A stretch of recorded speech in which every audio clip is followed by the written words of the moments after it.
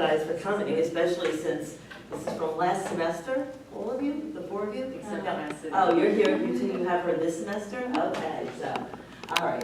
I'm Dr. Balkin, I'm here, you guys know me, introducing myself. So you might have more people coming, not really sure what's going on, people registered and so on, but that's okay. Small group means we get more of her attention. So I want to thank Angela for agreeing to do this, and I don't worry about that. And you can just put it down, we'll see what happens.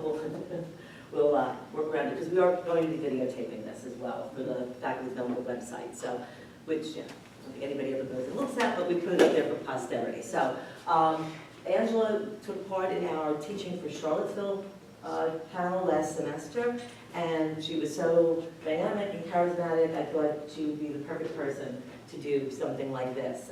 She does a lot of work in her classes on inclusivity and getting people to really think through this sort of thing, and it's a topic that we're really engaged with on campus. So anyway, with no further ado, thank you, Angela Karyotis. I'm going to put dynamic and charismatic on your resume. There you go. Underneath reviews. I want to talk briefly about to disarm the notion about quantity versus quality. There you go. I'm a performer person, and I always want a sold out show. So somehow we pressure ourselves about how many people are in the room instead of honoring who is in the room. So we are here together, and there are some beautiful things about how we will contribute to our experience together. I asked all of you to write a comment about how you will contribute to our experience here together. I didn't ask you about what you wanted to take out of this experience, because we're always looking to take from something. We are always, our first impetus is about what we're going to get out of it. Well, this is more of a generous mindset, right? Whenever you do something new, whenever you might be in a situation where you might be challenged, or you're looking weird, or you're going to do something that might make you uncomfortable because you don't want to get shook, you don't want to break your cool, right? You don't want your makeup to smear, right? Somehow that we automatically get into a mode of editing ourselves. So this question is intended to put you in a mindset of generosity. What are you going to leave in the room? How are you going to contribute to the space? Creating a generous mindset is one of the first steps in creating an inclusive classroom and an equitable classroom. So let me see some of the beautiful things. I will be open-minded. I will be cheery. I will be enthusiastic. An attempt to trust. I will share the experience I had in Professor K's course. I honor all of you for doing that. The first thing that I'm going to say is we're going to play together. The same, isn't that interesting? We are going to play the same way that babies learn by playing. You can read all about something, but when you go through a physical experience about it, it becomes part of your muscle memory. You internalize the experience more, as opposed to just hearing about it or learning about it. So through the guise of play, we will learn how to talk about difficult to talk about subjects. We will go through experiences together. Going through a new experience is going to bond you with the people that you have that experience with. I'm going to model some exercises that I do in our class. I'm so lucky to have these beautiful faces with me, new students and past students. We're going to work through some exercises, applied and devised theater exercises that are intended to scaffold conversation, internalizing our perspective, and challenging ourselves. So there are about 10 exercises that we're going to do together, okay? So I welcome you in that. I'm going to talk a little bit about it, but then we're going to do it. We're going to do it. So the first thing that I do is sociometric mapping. Sociometric mapping. What that means is I have to get to know who's in the room. If I'm going to include you in the space, I have to know who I'm including in that space. Sociometric mapping is about measuring interpersonal relationships amongst people that are going to have high contact with each other. I'm going to welcome you, simply. And I'm going to say, I welcome all faiths. And I'm going to ask you, what are some of the faiths that are represented here today? Who do I have in the room? have? Do you practice a faith? Yes. And Jewish? Jewish? Anyone else? Yes? Roman Catholic? What other faiths are here? Greek Orthodox. I am also Greek Orthodox. Christian by way of Greek Orthodox. Any other faiths? Catholic. All ethnicities are welcome in this space. What are some ethnicities that are here today? Irish. Italian. Irish and Italian. Italian and Dutch. English, Dutch, German. English, Dutch, German. Eastern European, Norwegian, and English? All of this. Greek Orthodox, Greek first generation, Greek American. So first generation I think is important to me. All socioeconomic statuses are welcome in this room. All classes are welcome in this space. Who do I have here? I'll start. I come from blue collar working class. I come from laborers. Now I'm middle class, squeezed middle class now. Who else is here?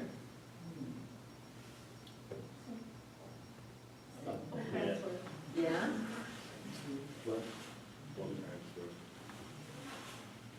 All family structures are welcome here. Educated middle class, I was raised and I'm feeling middle class. All of that is welcome here. All family structures are welcome here. What are some family structures that are here? I'll start. Single mother household. Double income, no kids. Mm-hmm. I'm married with two daughters. Welcome. I'm a double income, no children, but I come from one of the most confusing families ever. That's welcome. Two parents, working, happy, married. That's welcome here. Student. Anyone else? Right? I have, you know, the two parents and I have 3 siblings, but I have an even bigger extended family. My mother is one of 7, so I have a big extended family, so that's really cool. All of that is welcome here. All abilities are welcome here. All disabilities are welcome here. All invisible disabilities are welcome here. All ages are welcome here. All regions or all backgrounds. All aesthetics, the way that you aesthetically express yourself, all of that is welcome here. So that is our welcoming, and I'm going to ask everyone to come together. We stand as you, and we're going to do name and gesture. Let's go. Let's stand in a circle, not in a line. Oh, in a circle. Okay. Let's stand in a circle. Okay, oh, in a circle. We're going to do name and gesture. If I'm going to create an inclusive space, you have to get to know everyone's name. You have to get to know everyone's name. You have to be able to pronounce everyone's name correctly. Their birth name, their given name, not the name that they've adapted for themselves to make it easier for everyone else to be able to pronounce. Are you chewing gum? How? So you don't welcome that, do you? Absolutely, I do not. I do not. Call that a disability. Aesthetic only preference. because Aesthetic preference. you're pressing already. Good. You have to get to know everyone's name. Challenge yourself to get to know everyone's name by the end of your very first class. Make it a goal for everyone in the class to get to know each other's name and to pronounce it correctly by the end of your very first class. So let's try that. We're going to go around the room, around the circle. You're going to say your name and perform a gesture. A gesture is a body movement. When you're finished, everyone else will mirror it back to you. Look at it! Look at them! Do you see that? Right? But you felt like that too, right? But the very first time that I asked you, but then what happened? You got used to it. You look forward to it. Okay? So I'm gonna go first, and then Greg will go around this way. You remember this? Yeah. All right? You're gonna mirror it back to me in exactly the same way as the person offers it to you. Okay? Professor K. Professor K.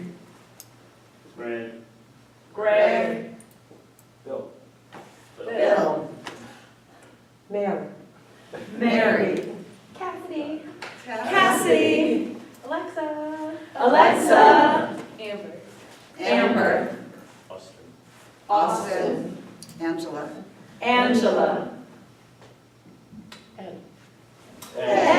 Very good. So now, we're not going to do it now, but what we would do is go around and do it again, but not wait for the person to say their name first and then repeat it, but anticipate it and do it at the same time.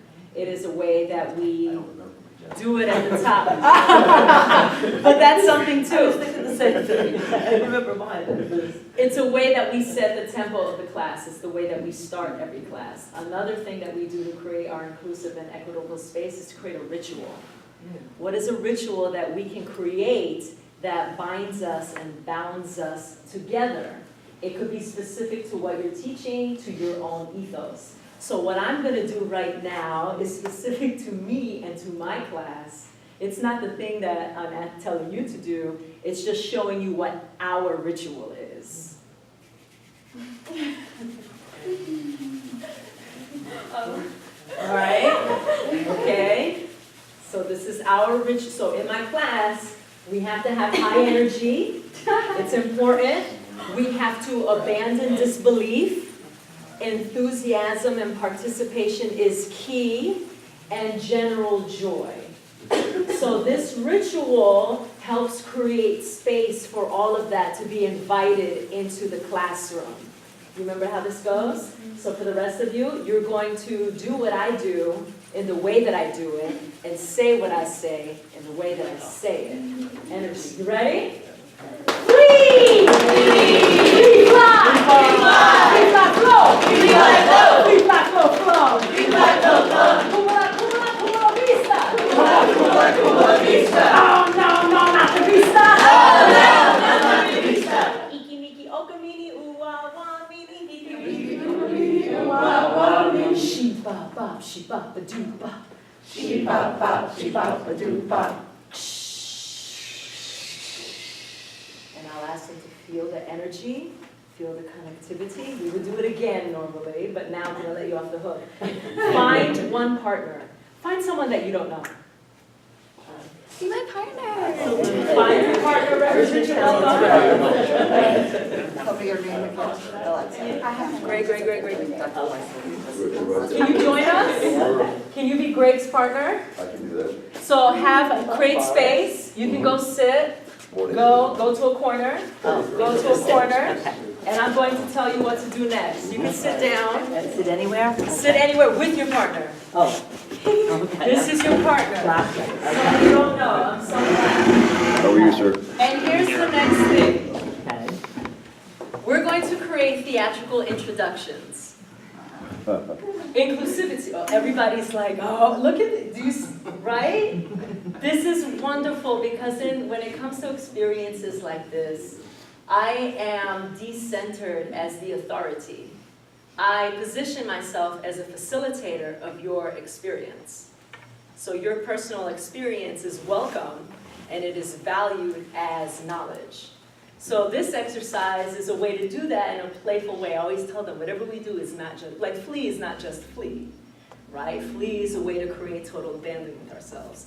So theatrical introductions is about something else. Here's your task. Your task is to talk with your partner until you find 3 things that you have in common. You have to talk to each other. You have to talk to the people that you're in the room with. Find 3 things that you have in common. Pick one of those things. And you're going to create, so good to see you. And you're going to, one of my other students, you're going to create a theatrical introduction with that person. So, Austin, do you remember this? Do you remember, Amber, do you remember these? Can you come up here with me? So we're going to model this. Amber and I have talked to each other. We found 3 things that we have in common. We're going to pick one of those things. Eating at Italian restaurants. We're making this up, right? So now we're going to talk about how are we going to create a little mini performance to share and show the thing that we have in common and introduce each other at the same time. So I say this is Amber, you say this is Amber. That's okay, all right? So we talk. Now we're going to choreograph our favorite thing. So you look at the menu, and I'll be there, so you're gonna look at me, and I'm gonna be drinking the wine because I can, all right? Okay, so do you think we should get an appetizer, or do you want to do like family style? Because they have this like pasta special. More wine, please. This is Amber. This is Professor K. That's it.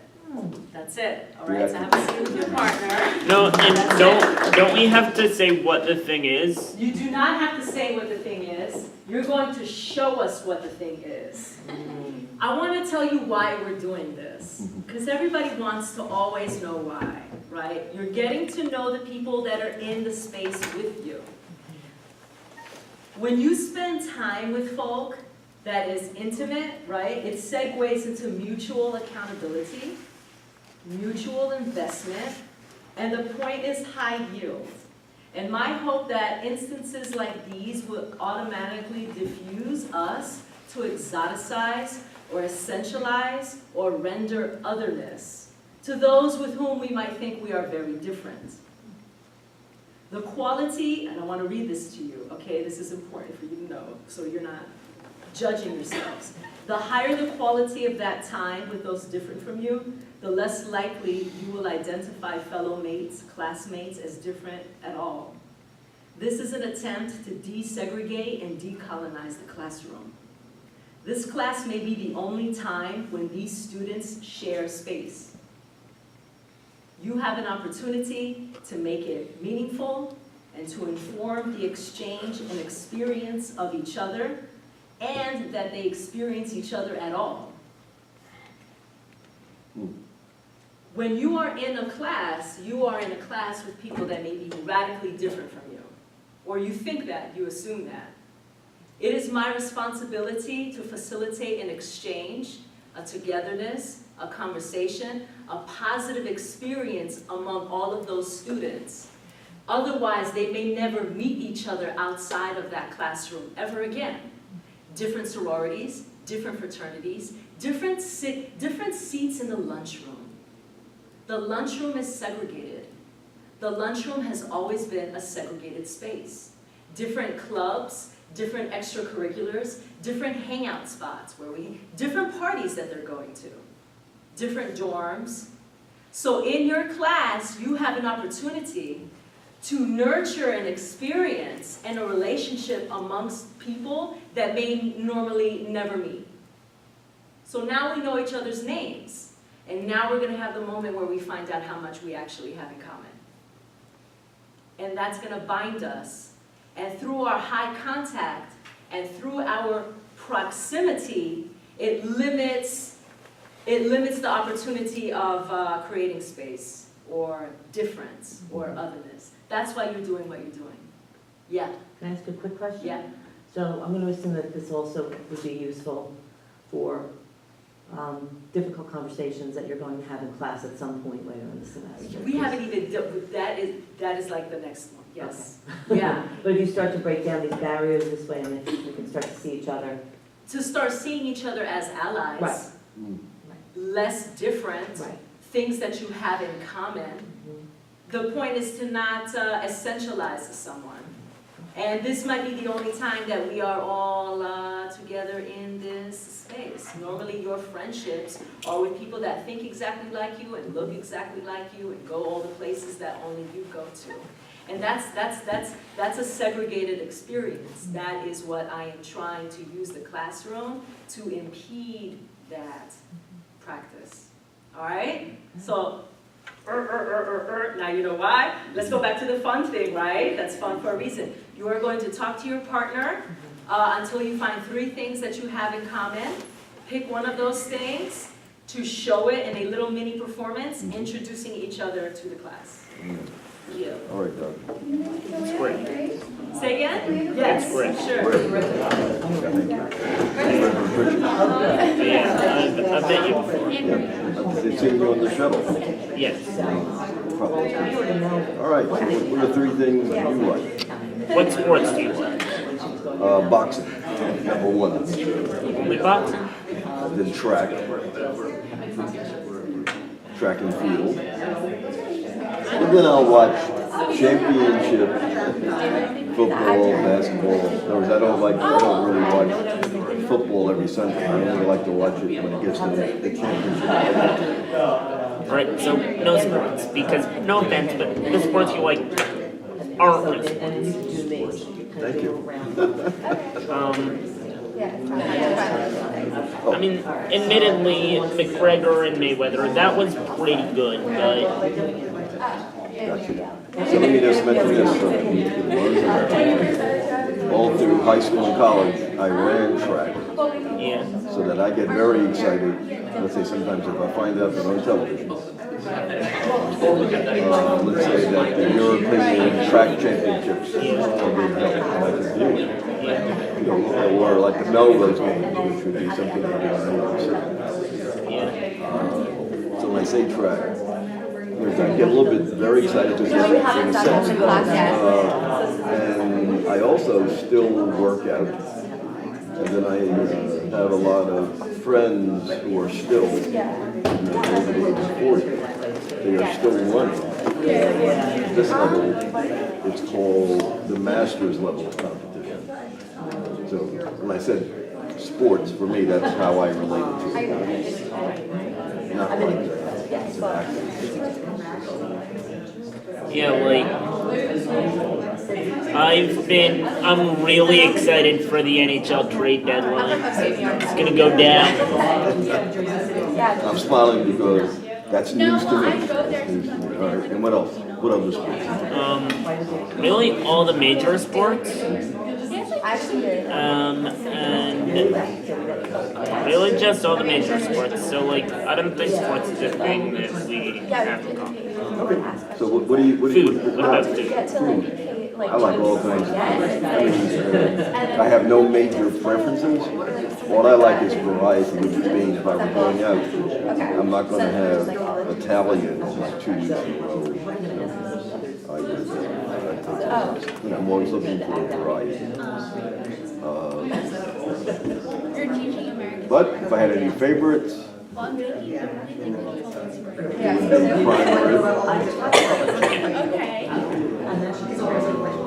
I love short ribs of beef. Yeah, she's really nice. I really have I like international food. So I would say Caribbean, African. It's the three that's kind of exotic. 30 seconds. Okay, one thing, you're a reverend, I'm a Christian, that's one. 20 seconds and we'll share your performances. I love New Jersey. Yeah. Do you do anything in church? Yeah. I actually do the youth group at my parish. Like, I sometimes help. The first time I went to the March for Life, it was as the chaperone for the youth group. I mean, I went with the school this year, but the first time it was as the chaperone. All right, let's come back and share. Is everybody ready to share? Yes. This is amazing. All right, we should name ourselves. Yeah. Yes. Should name ourselves like a full Happy hour buckets. a happy hour. Right.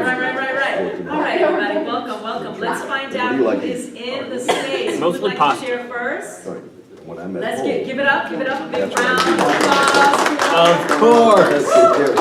Of course. All right, so Let's see who we we're have. gonna be pasta lovers. Let's bring it back.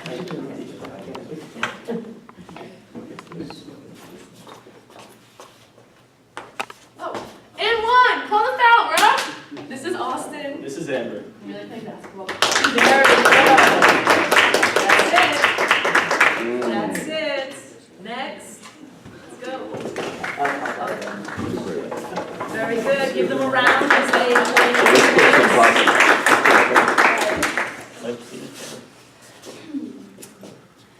Did you guys get to chapter 3 yet? I won't spoil it, I promise. I'm very slow with this. This is Aunt Marielle. This is Mary. This is Cassidy. And we like reading. very good. Professors who read, that's very unusual. Would anybody else like to share? Let's do it.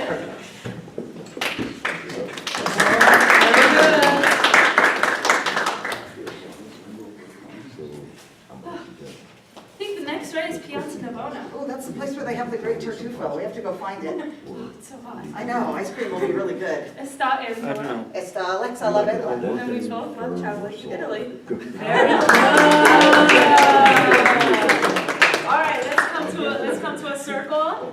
Not everybody, because we don't have, you know, I'm Okay. trying to. Okay. You're not gonna let There's them so go? much. Yeah. but- You know, you want to? Shall we? Yeah. Can you, Figured out yeah. when we part three. All right, very good. Let's ask ourselves, what is that about? All right, so from here, and then everybody would have an opportunity to go. Again, you put people in a position where they talk about what they have in common, instead, disengaging their automatic assumption of difference, and getting to know everybody's name. Eye contact class. All right, remember this? So here is just a general practice. It's one of the rituals that we have in the space.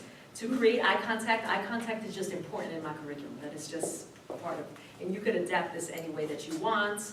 It also creates a cohesion and a rhythm with the people in the space. So we're going to look at each other, and we're going to have eye contact with each other. We're going to lift our hands up like this. We're going to clap at the same time.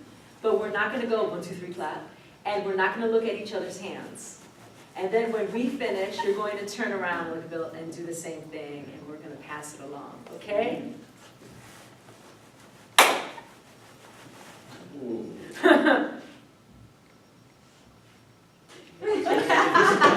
Exactly. That is the whole, no one is supposed to initiate. Ah, very good. This is everything.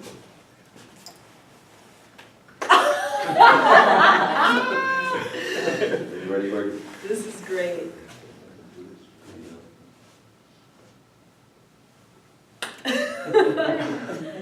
Very good. Do one more time. Very good. Very good. I like this adaptation.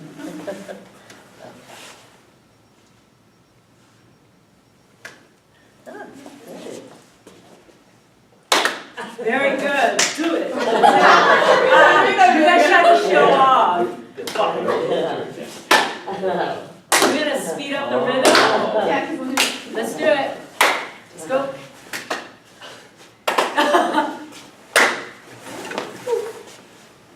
Ah! In the eyes. I thought you were gonna do it.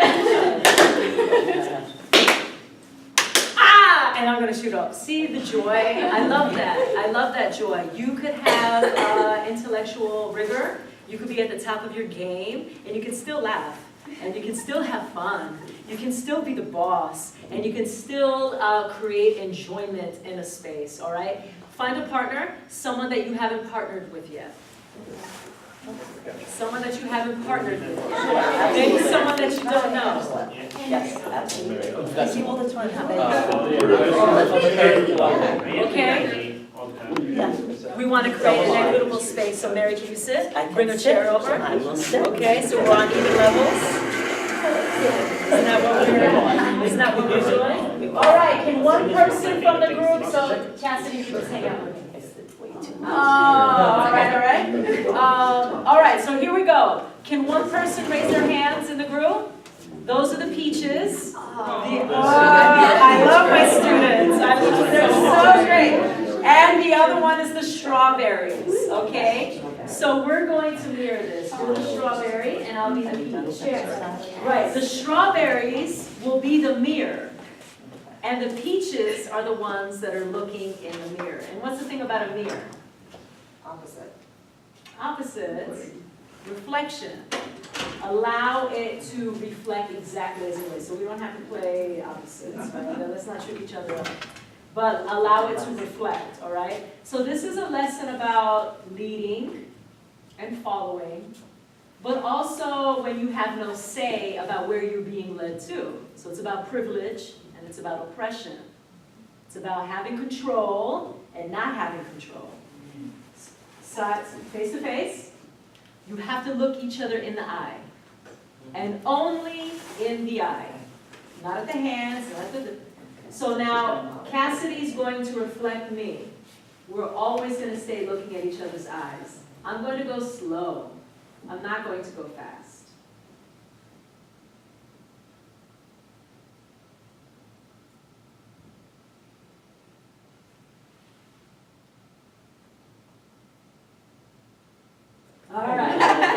going to follow each other. Are you ready?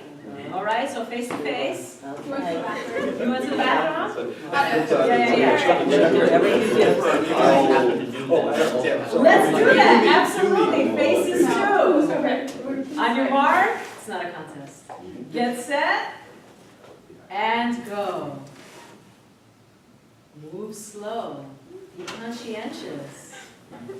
The face counts, don't look at me.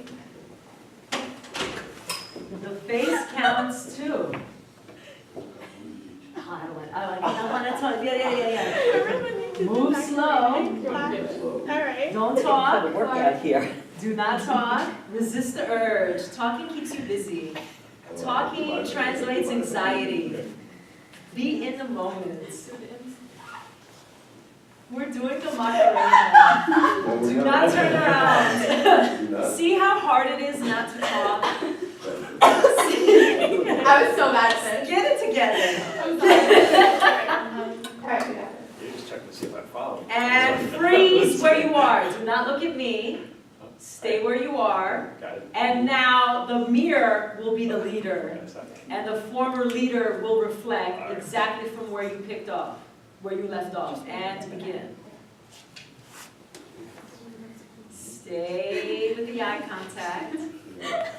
It's creating original space with your person. Enjoy it. This is probably the longest eye contact session you have ever had with all eye contact sessions combined. How many kids have I seen walking around here? Oh, yeah. Who are looking at something else? Cell phones. Freeze, exactly where you are. Now listen. No one is the leader, and both of you are the leader. You will organically create a way, yes it is, No one is leading, both of you are leading. Explore organically how the movement, how the exchange happens. And begin. Let's see what happens. What is the relationship that you develop? Symbiotic. What are the... What is the relationship? What agreements are you making organically without even talking about it? What mutual understandings?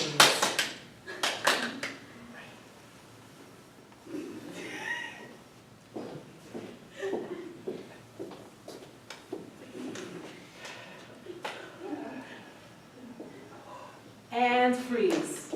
And come back to the circle. And shake it out. Everybody's about to explode. All the people are about to explode. The non-leading facility is about taking turns. If that's the understanding that you created with each other, so let me ask you this, did you like leading the best? No. Really? Why? What is that about? It's hard to think of the next move while you're also moving and concentrating. So I felt like I had to try to be creative and find new things to do. And We have to know that about ourselves. When don't we want to be in control? When do we surrender our power freely? When do we prefer to disengage? That's something to know. How often do we do that? Now we're just doing it in a mirror exercise in Stafford. We feel better not leading. When do we always feel better not leading? When is it a burden? When is it overwhelming? How often do we surrender that power? Who are we surrendering it to? Who felt better to lead? Who liked it? I liked it, but I liked the others. You like following I better? like both. I like both. Okay, all right. Maybe I like the mutual best. Okay, can you talk about I want that? the mutual best. Can you talk about that? Well, for me, what the understanding was it was about taking turns. And like, I don't know, I felt in control, but also like I felt in control, but not fully in control. Probably because that was a shared space, and you agreed to it. right? You didn't talk about it, you didn't say, you go and then I'll go. Organically, it was a mutual understanding that both of you bought into, and then you created that space for each other. Anybody else have any reactions? Yeah, it heightens the sort of attentiveness to the other person. You know, that you have to be so connected that you're not thinking about anything else. So it really makes an intense kind of focus. When it's mutual. Yeah. And being present. Any other surprises? Any other thoughts? Or, yes? No, teamwork, I Oh. just,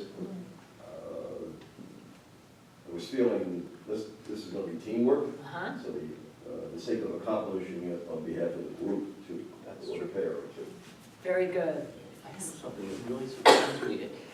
When we were doing the mutual thing, I actually honestly didn't know always who was leading and who was following, or it was really wild. How did that feel? I really liked it. All these discoveries that we're making just playing. So find a different partner.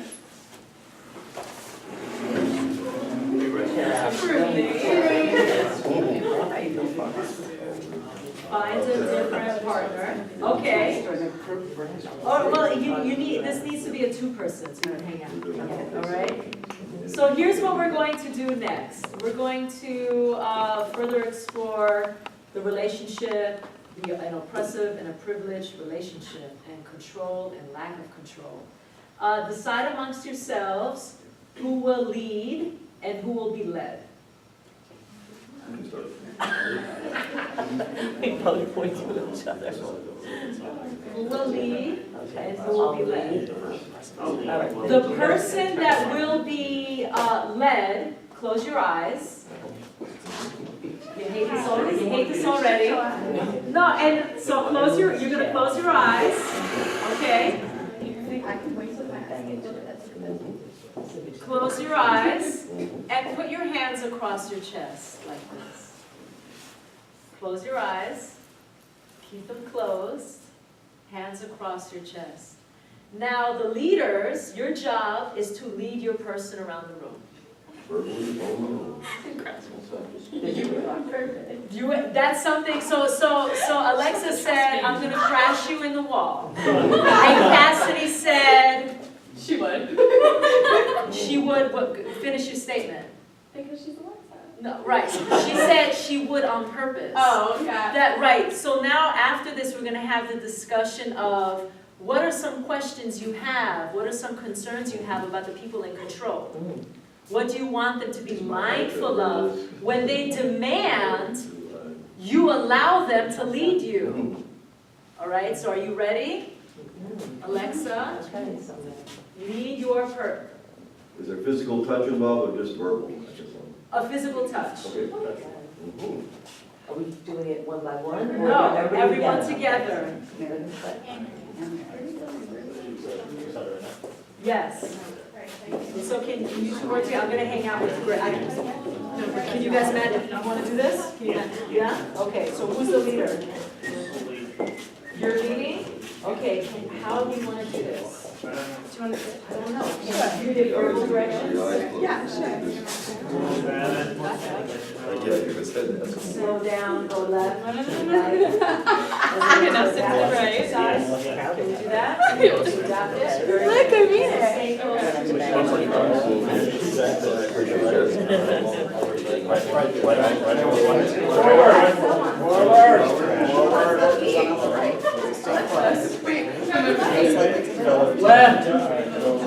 Now we're just straight. Do you want to Sure. Do you want to have to have? Yeah. Okay, so put your right hand down the top. Forward. To the left. Back. Nice. Left. And stop. Let's come back to the space. Open your eyes. And I want to have a conversation, just a short one. The leaders and the followers, you had to trust the person that was making decisions for you. How did that feel? Great. Really? Yeah. As long as you're confident and you're not a partner. What happens when you're not? It's bad news. Anxiety, probably on the inside, is will eat at you. What questions or concerns might you have for the people that are in control? The people that lead you, the people that demand you follow them blindly. What are some questions and concerns you have for those people? Are you going to read? Are you going to run next year? Oh! So think about it. Think about this exercise. You were led blindly. It was demanded of you to trust the person who was in control. What were some of your concerns? What are some questions that you had? There's a lot of initial trust, but then when you end up in Iraq, you lose it. Okay. So, Actually, we end up in Iraq. Right, right. So think about this specific exercise. What were some of the concerns that you may have had? Like if I was asked to sit or like left or right, that I would like move the right amount of space to like end up where I'm supposed to end up. Where you're supposed to end up. Am I going to end up where I'm supposed to end up? Are they giving you enough direction to help you end up where you're supposed to end up? What else is another question or concern? we didn't know where we were supposed to end up. I don't know where I'm supposed to end up. You don't know where you're supposed to end up. You're trusting him to help you end up wherever it is that you think you're, I love my students, where you're supposed to end up. Jonathan, just jump right in. What other questions or concerns might you have?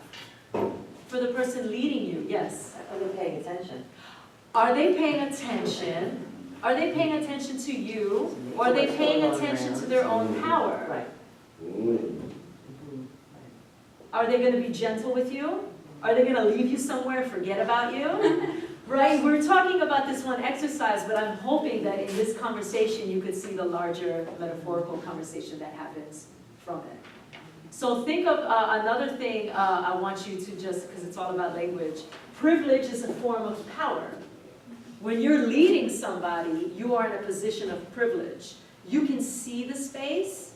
You know what's going to happen next. You set the tempo. You are responsible for this other person. That is a privilege. And that is also a power. All right, so let's move on to the next thing. Sociometric mapping. Sociometric mapping. And you can, I'm going to do this first low key, low risk, and then we'll raise the stakes a little bit. So on a line, let's have, because the thing about sociometric mapping is about taking inventory of who is in the room. This device can also be used to figure out where you stand on certain topics, where you stand. You've been all the way on this end, you've been at Seton Hall the longest forever. You were here when the first charter was. Or the longest at Seton Hall. And over here on this end, this chair right here, you just got here. You're brand new, all right? And there's the, imagine this whole timeline, and now you have to talk to each other.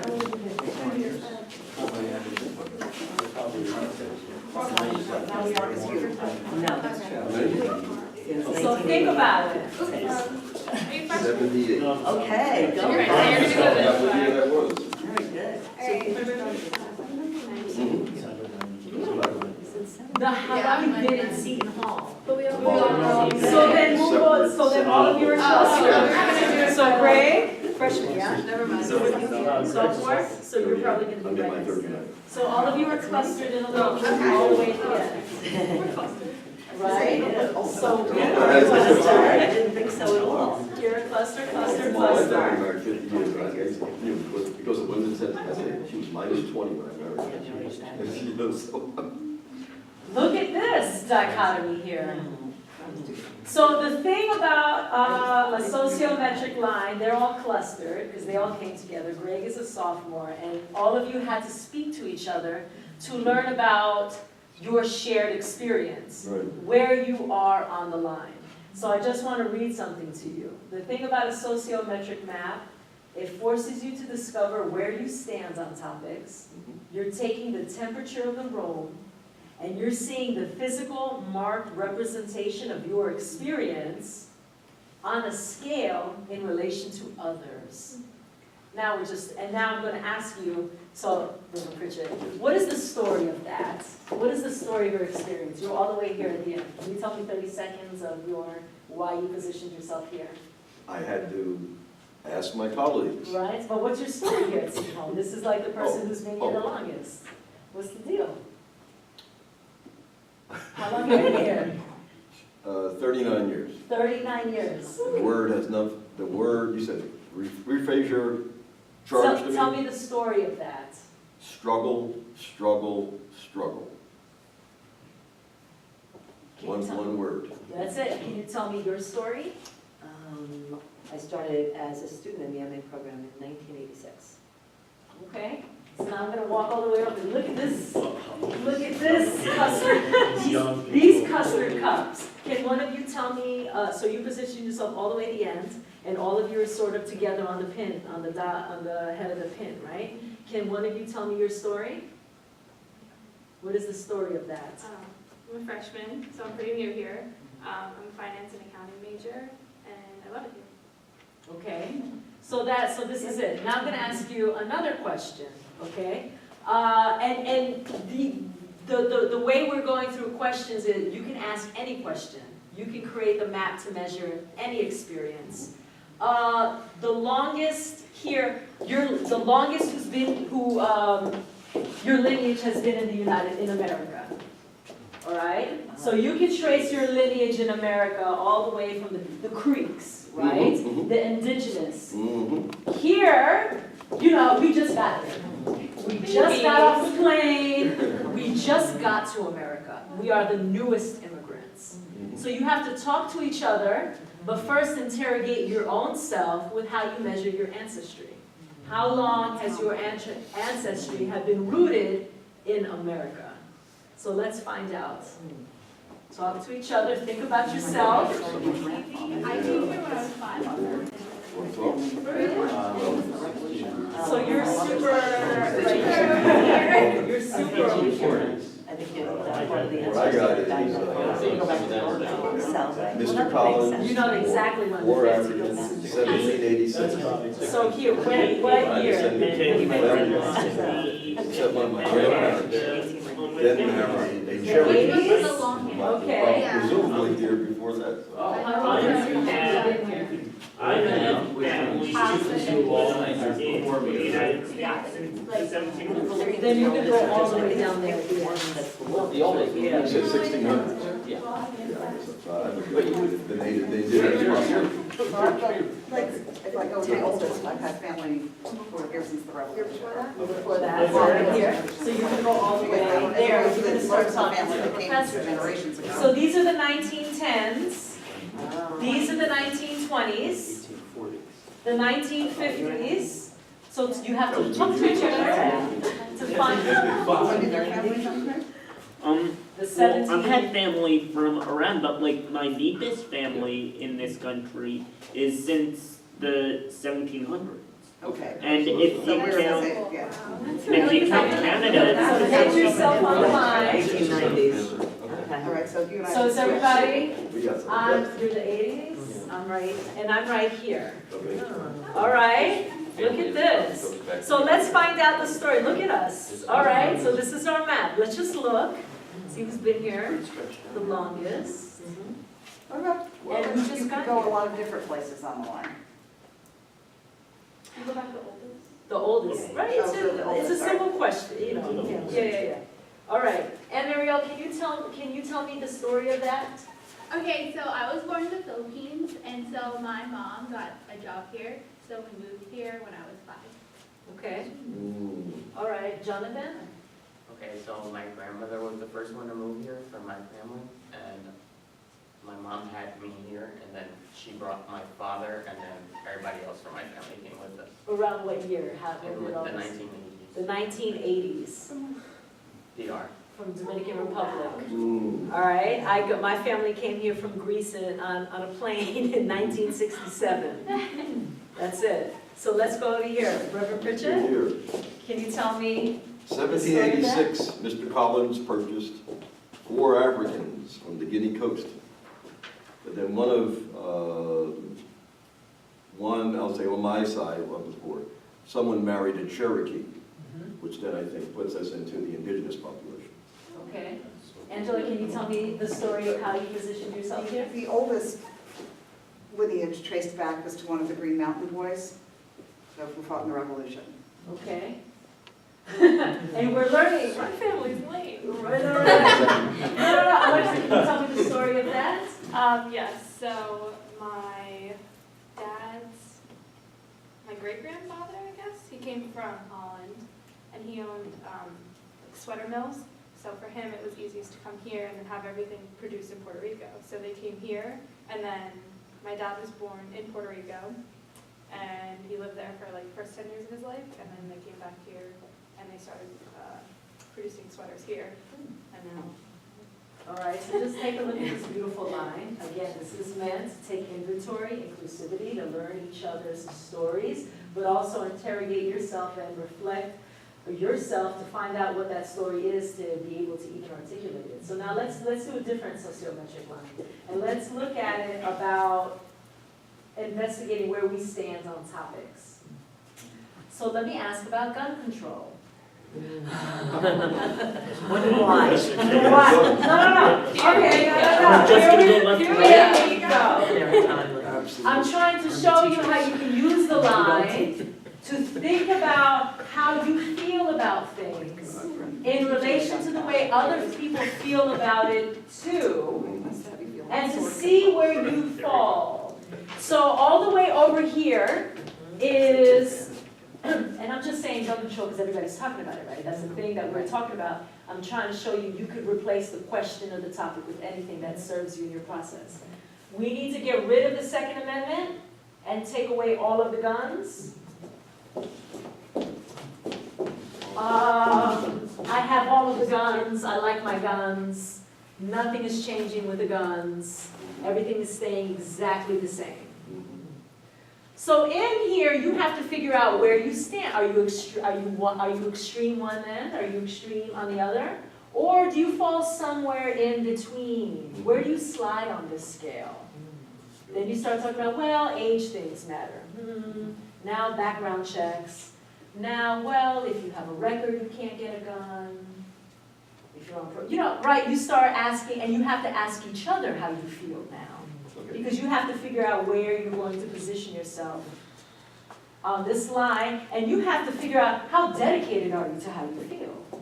You might think you feel like this, but then you got to put yourself here. So now you're like, I don't know. In my living room, I feel here. Hey, let's have the conversation. Okay.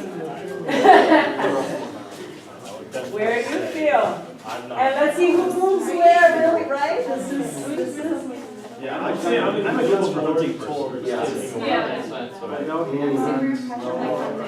okay. I think the issues are bad. I should be He's never killed anyone. He's never shot anyone. This whole thing that we feel is killing people, or is even encouraged. It's not. On the other side, we're locked up in. Get yourself on the line. Oh, okay.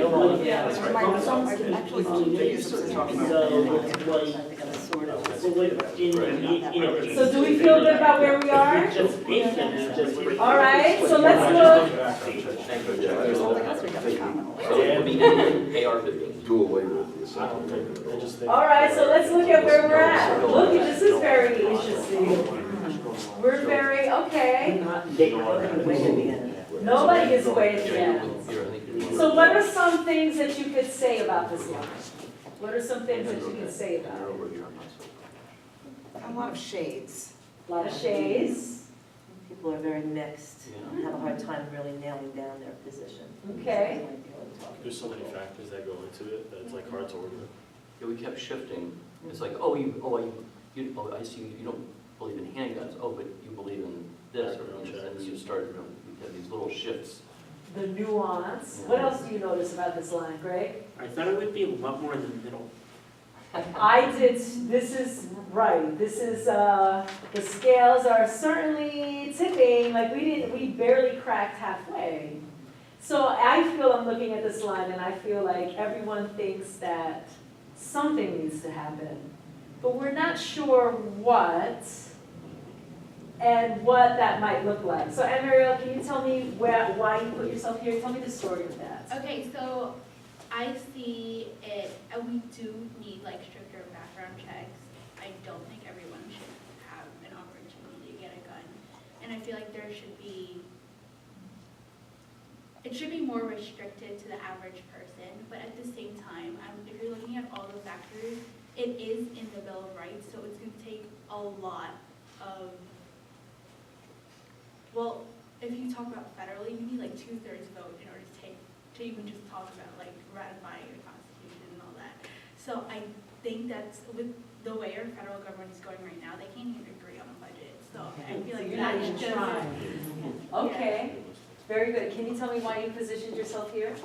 Tell us the story of that. Yeah, I found that I was actually further this way than I thought I would be, because there were some who believed that there should be no gun ownership, and I thought there should be gun ownership for hunting, but no handguns. Just any guns. I don't believe you need to have AR-15s to hunt, so, just very, single shot kinds of weapons and strict controls in terms of, who gets to have them. We have to know who has the guns. Okay, Alexa, you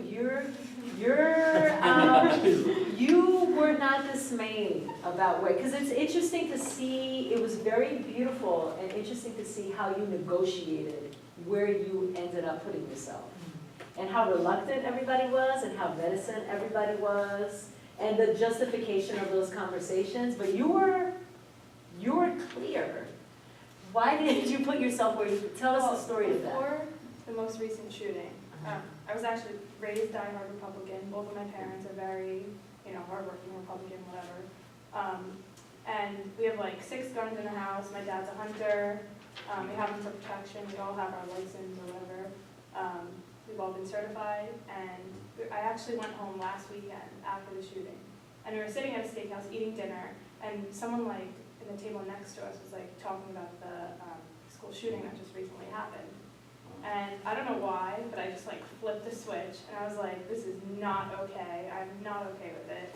And my dad was like, oh, well, it's my hobby. I like to hunt. I like to do this. I like to do that. And I was like, well, you like it, but 17 kids just lost their lives. So if you can't justify that 17 children in school lost their lives because of a hobby, then, there's something up. For me, that's how I feel. I completely flipped the switch. So clearly we could, the point is, through this device is a way to scaffold Hold on. introducing a conversation. Question. Who did your dad shoot? No, a deer? We're gonna pause on that, right? And listen, right. And this is how we scaffold the conversation now. And then the next point will be, how can we disagree without being disagreeable? How can we debate an idea without attacking a person personally, or how can we not take disagreements personally? How do we not internalize our positions? How do we remain pliable so we might even be able to change our minds? 4 corners. I have a question. While we're still on scaffolding and the sociometric, I had an idea. It might be a terrible idea, but it was just a question. Let's What do it. would be the impact of having a class take the metric that, in many cases, it's the one they really care about, and having them line up according to the grading curve? Would that be a nasty, awful thing to do? Or does doing this kind of exercise make it easier to actually do that? I don't know. Let's ask them. Wait, I'm sorry. Imagine you had the A's and the B's and the C's line up according to the sociometric that a lot of the students really care about in class. So would it be my question was, would it be a really nasty, awful thing to do? Or does this kind of exercise make it easier for people to sort of understand So where they think they are. Where they think they are. People lie. And you could do Yeah, it. People lie. You could do it for a quiz, where take proof. to- I was gonna to- say, because if you you just know, ask just- a big group of, But it might be a terrible thing. I'm just curious because. I don't think it would be terrible. We're I thinking don't about- think it would It would I think it would be a tell good people thing. where they Yeah. fell and give them an idea of if they're actually struggling or thriving and how their classmates are doing.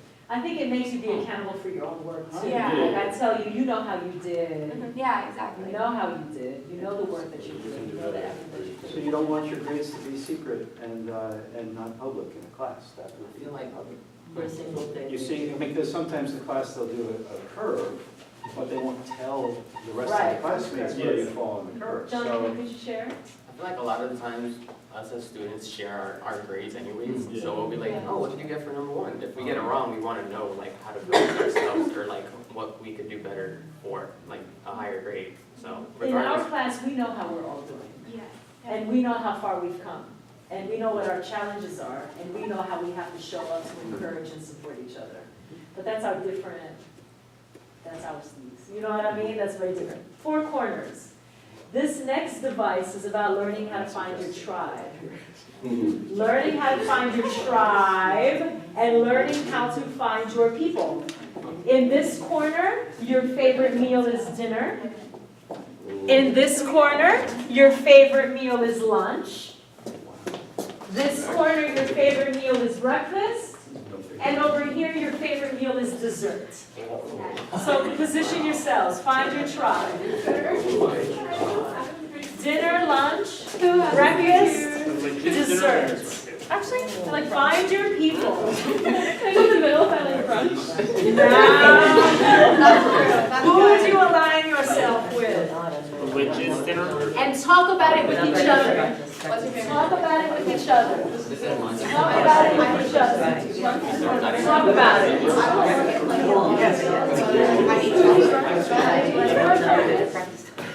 Let's see.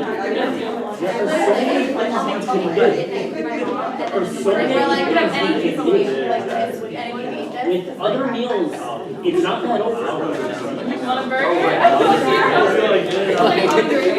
want like guys. Of course, the most important meal of the day. I love Pause. We're having all these beautiful conversations. Let's bring it back real quick. Let's bring it back. Let's bring it back. Okay, desserts, sit down. You know, there are no small identifiers. There are no easy questions. You know, oh, this is just a food, this is just your favorite meal. There are no easy questions. Identifying in this way, it matters how you identify. What is the story that you tell about breakfast, lunch, and dinner and dessert matters. It says something about the way that you access the world. This is low risk. Let's see what else we can. I'm just going to jump straight to the last one. Normally, in normal circumstances, you know, you would build up to it. Okay. Here is race. Here is money.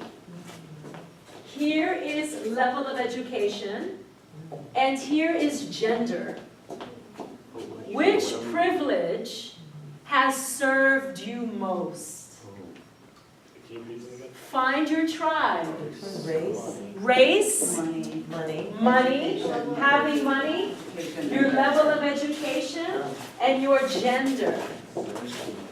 Which privilege has served you most?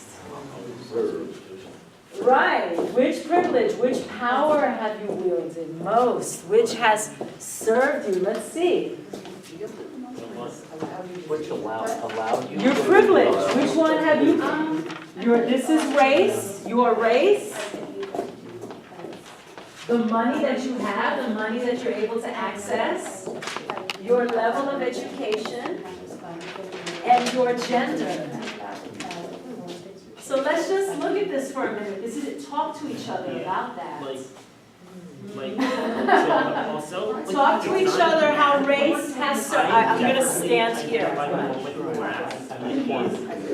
Yeah, me too. Until I realize something. You don't know? Just think about it. Talk about it. Okay, so I can talk about it.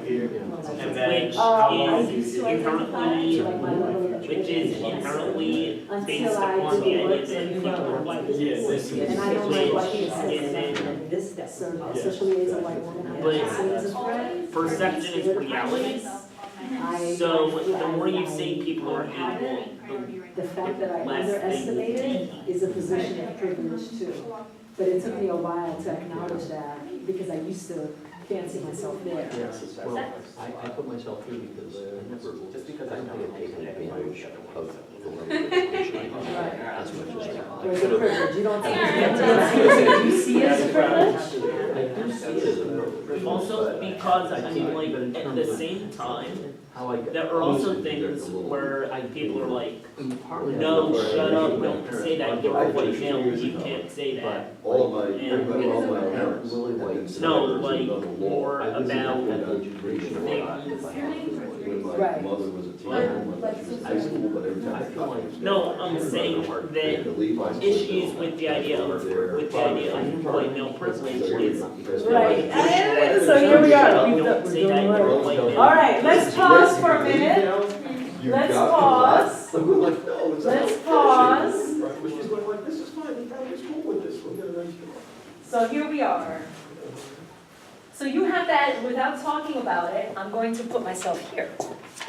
Without talking about it, just investigate how hard it was to admit these things to yourself, or what it took to put yourself where you did, whether you feel uncomfortable about it, whatever thoughts you're having about it.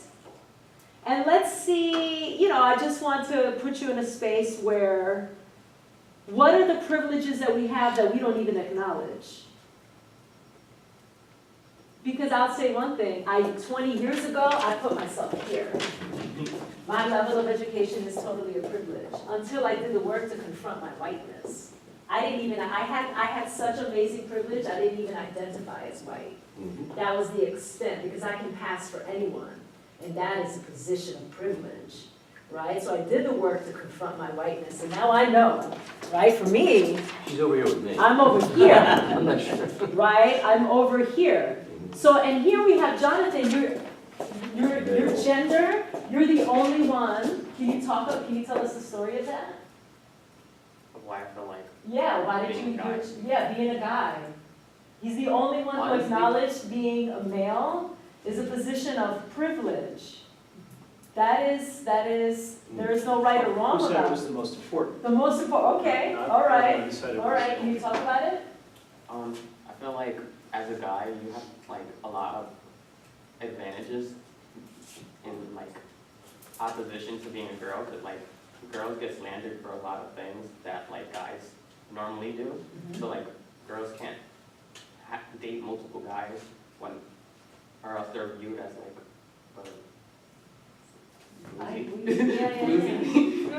like easy, or when guys do it, it's like perfectly acceptable and it's encouraged. And like I feel like as a guy, I acknowledge that it's not fair that women are treated different than guys. So I know that I have a privilege that women don't have.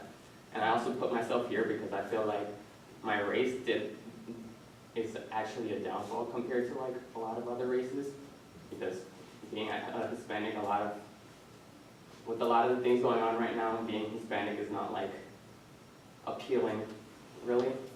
My socioeconomic standing right now is not like great, so I didn't find that to be important, because I'm making do with what I've got and I'm pushing myself to be more than what I am. So I feel like that doesn't like impact me. And education, I feel like right now I'm not at the standard that I want to be at, so like I'm still young, I still am a freshman, so I feel like I don't have enough education to say that that's my most important factor in life. You could name the four corners anything. The point is to put people in a position to self-reflect, to interrogate themselves, and to make some hard choices, to make some hard decisions about where they think they stand. All right, we're gonna do the next thing, because we can talk about all these. Each exercise is like one class period. Can we have one line of people here and one line of people there? It doesn't matter, just one line. Say again? Okay, good luck. In a straight line. I'm just here, I wanna get my questions to you.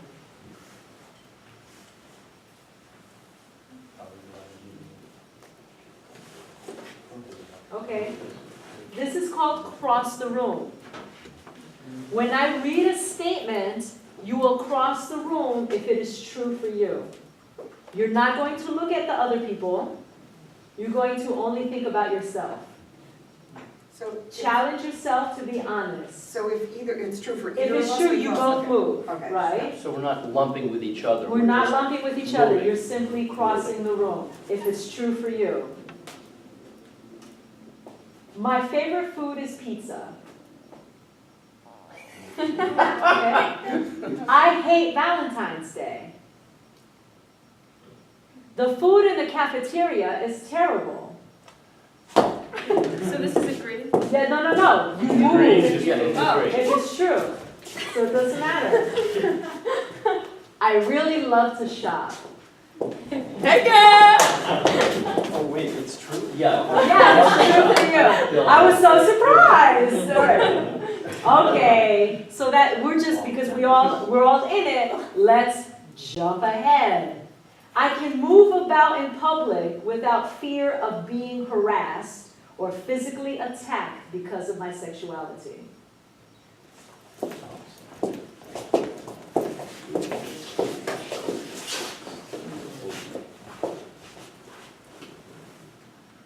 Let's explore ability privilege.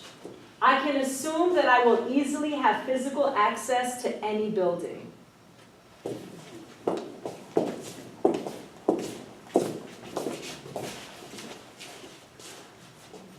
I have never been taunted, teased, or socially ostracized due to a disability.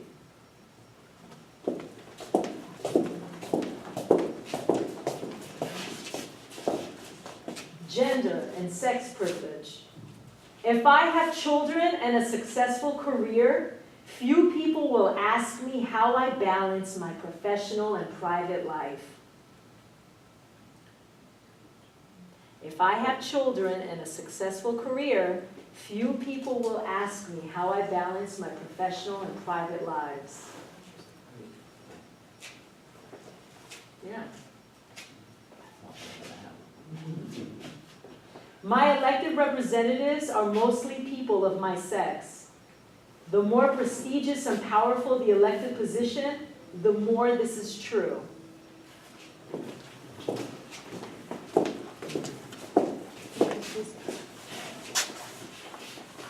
So move if this is true for you.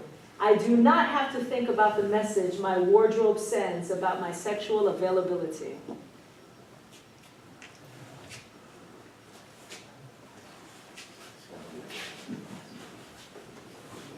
Race, privilege.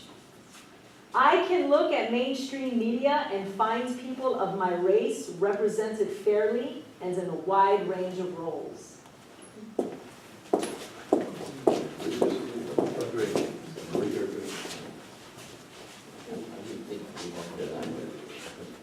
Schools in my community teach about my race and heritage and present it in a positive way throughout the year.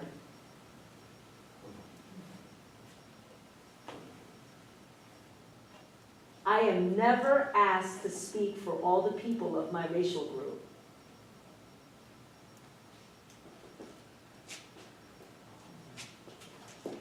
Wait, you're never asked? Yeah, you're never asked. I am never asked to speak for all the people of my racial group.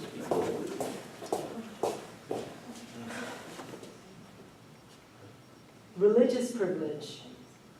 I can assume that I will not have to work or go to school on my religious holidays. Religious privilege. I can assume that I will not have to work or go to school on my religious holidays. Class gets canceled for mass, and it's awesome. Wait, I'm moving if it's true or? Yeah, it's true. No, go back. Okay. Depends on where you're working. So interesting. Most people do not consider my religious practices to be weird. Most people don't consider my religious practices to be weird. some people consider them, some people consider my Do religious people, right, practices. I don't know, do people think Some that people that's consider weird? my religious practices to be Yeah. oppressive. I call them godless communists. We are moving on. Class privilege. I have health insurance.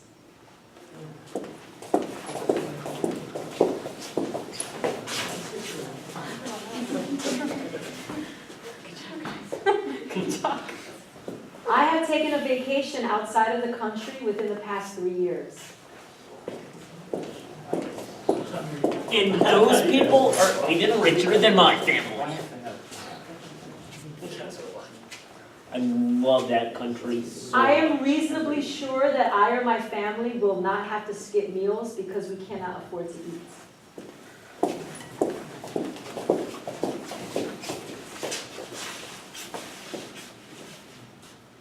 I don't have to rely on public transportation to travel to work or school. I can afford my own vehicle.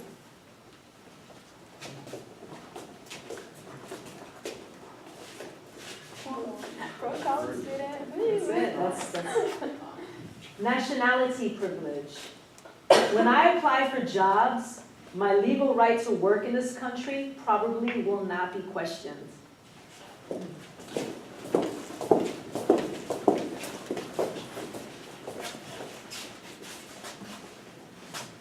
That's it. This is, and it's 11. I was gonna play The Wind Takes Away next. I remember that one. Do you remember The Wind Takes I Away? love that That was a one. fun And one. we didn't do that yet. The Wind Takes Yeah, Away. that was a fun one. I wonder if do you think we could do it for 2 minutes? Yeah, might as well. Yeah? Let's get seats. Just real quick. Make a circle.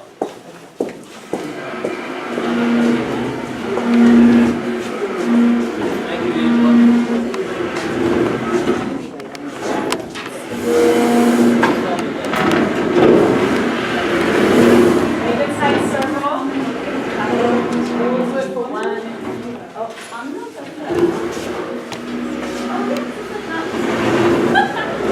Come on in. So make space for each other because we're gonna move. Make space, move this way. And Greg, can you do it? We're just gonna touch the desk, okay? All right, so the wind takes away. So everybody come up in front of your seats. And there's one less desk. And we're just gonna move through this, just one or two, okay? Austin, can you start? We're starting with appearance and things that people are wearing. So Austin is gonna say something that is true about him, and if it's true for you, okay, you're going to move. So you know what, should we start sitting? Let's start sitting, so let's take a seat. But there's one less desk, so let me sit here. And you're gonna say something, you can just do two of these, just to show the people. Okay, so the wind takes away anyone who's wearing white socks. So you're going to get up If you have white if you socks. have white socks. Trade seats. And Marielle, fears. Fears. A fear that is true for you. If you're scared of bugs or spiders. And everyone will move. Alexa, dreams. You remember this? Yeah. Yeah, It's my favorite. yeah.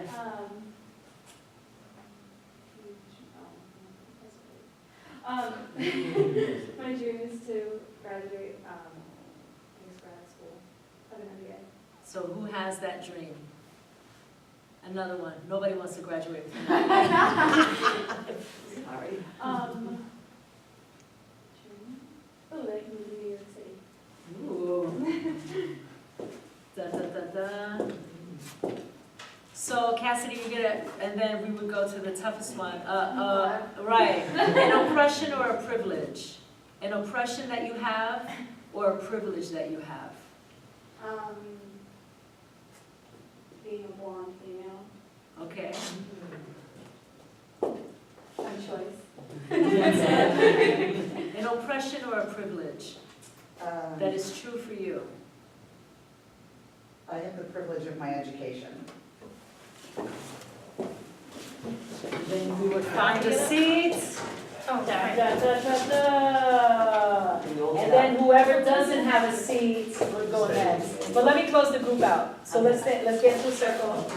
That will be the end of it. Wind takes away. Alexa, can you talk a little bit about wind takes away with the people? Yes. And about what we found, because we got deep with it. Yeah, our class got really deep. It's kind of like, it started off like, if you like the color pink, or if you're wearing a watch, or you're wearing jeans, or whatever it was, and then it started to get like, oh, you said like an oppression or a privilege. And someone got up and said, if you've had the oppression of being a woman, or if you've had the privilege of being male, or if you've had the privilege of being white, or the oppression of being African American, or whatever it was. And I feel like it just brought us all close together because, to begin with, we did it towards like the end of the semester, or like middle to the end of the semester, and I feel like it wouldn't have been the same if the class wasn't so close. So like all of these activities, we do them and we laugh through them, but it really does bring the class together. And we never would trust each other, and no one would say, I've suffered from the oppression of being a woman if we didn't trust that the other people in the class would respect our opinion. Especially like we said, something came up political, I think, or whatever it was. We got the, and people was weren't shy. revealing. Yeah. People who, people who have the privilege to go to a home during Yeah. break. Yeah. People who have enough money on their meal card. Like, Yeah. we shared. But it was only because we were so close, and I feel like if we weren't as close to the class, she really brought us together, because I walked in and I didn't know anyone, and I was kind of like, ugh, like speech class, like again, I took it in high school, I wanted nothing to do with it, and it's pretty wet, you have to take it, so I walked out, it was like my favorite class, and we're still like family, I see the kids all the time, I'm like, oh my god, I miss you, like I saw Amber for the first time in a while, but we have a group chat, we stay in contact, but like, I feel like the class just brought us together, also this activity, really, because it like brought our pasts together, like anything that we've struggled with. So, Can I ask a quick question? So is this kind of activity the way you start the class and then move, because for most of us who are here, who are teaching, we have a lot of content, right? So, there are some people who start classes with meditation, for example, and there's another thing going on campus, or silent prayer, whatever it is, some sort of contemplative thing. So is this part This is part of the class. It is. This is part of the curriculum. Like their final project is a performance autobiography. Okay. They have to tell a story that is true. Right. But there is a way that we arrive to the story that we tell. Right. And you have to create the space to feel comfortable and safe to tell that story. Right. So this game happens towards the end of the semester, where we are now interrogating ourselves and being in a space to generate material and also to consider yourself. So it's part of the thing. So do you think, and not just to ask Kay, but to ask you, that these kinds of activities would be useful even just at the beginning of a class, and the class then turned to do other things? I think they're great icebreakers, and because I came in, because I added her class, so it wasn't early on my schedule, and I think it was like the best decision ever, because everyone's so nice, and whenever we're doing our presentations, everyone's so supportive as well. I agree, just like in other classes, like, the class felt like a family almost, because everyone was so close with each other, like, the activities brought us together. In other classes, like, when you go in, like, before the class starts, everyone's just, like, quiet on their phones, just, like, all themselves. But, like, the more and more we did these activities, we'd go into class, and our class would be there before Professor K came, and we'd just be talking, like, none of us would be on our phones, because we were all friends. I can't even name a class other than oral comm where I know everybody's names. Yeah. Like usually 100%. I don't even know 100%. anybody's name, and I know every single one of my classmates' names. I know the speech that they gave yesterday and how well they did, and everyone really cares about each other. And it really is just one big family. I look forward to it every other day. It's my favorite. It is a class. wonderful class. It's the best, It's a great way to brighten your day. You have a lot to teach us. So I think closing out classes is really important. Closure, everybody wants closure. And also, just like we set the mood, we dim out the candles in our time together. magic box. Yes. I got a magic box, it's in the sky. And also just like even right here, right now, I wanna hang out with the rest of you, like. Let's do it, help me with magic box. I got a magic box, it's in the sky. Everybody reach up, reach up, reach up. Help me bring it down. The lid is really heavy. Everybody lift the lid. Ah, magic paper, magic pen. Write down something that surprised you in our class together today. Or something that you really liked. Or something that you learned. So write it down. So write it down.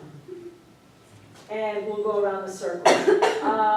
I really appreciated spending all of my time with my current and former students. I honor all of you and I miss you dearly. And then I'm glad I have you. And I'm putting it in the magic box. This is like breaking my heart right now because this just like made me realize how much I missed the class. So for me, it was kind of like, not deja vu, but like it was like, yeah, it was like a little reading. I loved it. Put it in the magic box. It was cool seeing people other than students get really involved in Professor K's activities. Similarly, it was nice to see people not our age get open and like just, I don't know, enjoy what we enjoy. Ooh. I really enjoyed getting to talk to some students outside the English major that I didn't know before and hope to continue to know. Yeah, I felt like I actually learned a few things about my positions on things and some things about myself through this. So. I love being in the presence of beautiful spirits. And just really making my day on a cold, wet, windy. I enjoyed thinking about the small ritual gestures and things that can be said that lighten a day or a class or event. Put it in the magic box. I like how, how we all put in all our different perspectives on things and just agree to like disagree. Greg? I found it interesting how similar we are. Like a lot of people here are similar. Put it in the magic box. Before I close the magic box, I'm just going to share an Ubuntu tribe tradition.